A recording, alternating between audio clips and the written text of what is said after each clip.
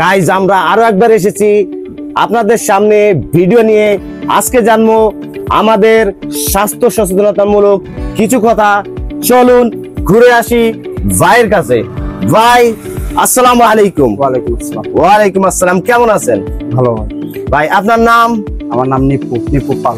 নিপু পাল, ভাইয়ের নাম নিপু পাল। ভাইয়ের ব্যাপারে বলে দিই, ভাই কিন্তু অত্যন্ত স্বাস্থ্য সচেতন একজন ব্যক্তি, যিনি কিনা সময় পেলে জিম করেন, স্বাস্থ্য সচেতনতামূলক ভিডিও বানান আর মানুষকে সচেতন করেন স্বাস্থ্য বিষয়। তো চলুন ভাইয়ের কাছ থেকে জেনে নিই কিছু স্বাস্থ্য টিপস। ভাই সর্বপ্রথম আপনি আমাকে বলেন, সকালে উঠে যে আমরা খারাপ অভ্যাসটা করি ওটা কি? আমাদের সর্বপ্রথমে খারাপ অভ্যাস হচ্ছে আমরা ঘুম থেকে ওঠার পরেই চাটা খাই। এটা আসলে আমাদের শরীরের জন্য খুবই ক্ষতিকর একটা জিনিস। চা সকালে ঘুম থেকে উঠে চা খাওয়া যাবে না, খুবই খারাপ অভ্যাস। খালি পেটে অ্যাসিডিটি হতে পারে, আপনার বদহজম হতে পারে। অতএব সকালে ঘুম থেকে উঠে চা আমরা খাবো না। সবচেয়ে খারাপ ফুড যেটা আমরা খাই, জাঙ্ক ফুড, যেগুলা junk food, deep fry food, যেগুলো অত্যন্ত ডিপ অয়েলে ফ্রাই করা হয়, পুরনো তেলে ফ্রাই করা হয়। স্পেশালি স্ট্রিট ফুড হিসেবে আমরা যেটাকে চিনি, ওটে খাওয়া যাবে না।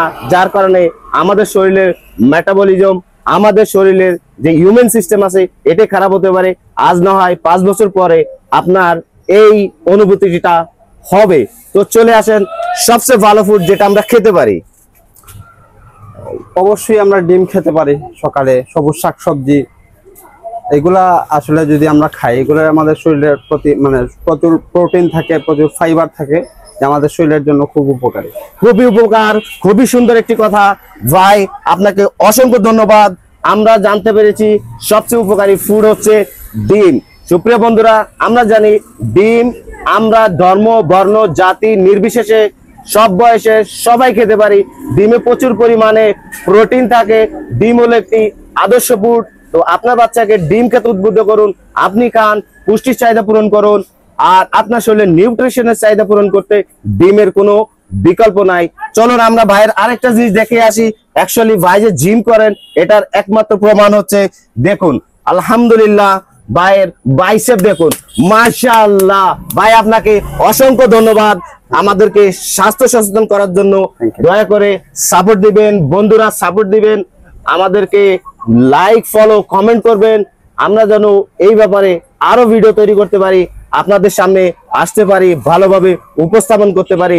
ওই পর্যন্ত আল্লাহ হাফেজ, আসসালামু আলাইকুম ওয়া রাহমাতুল্লাহ।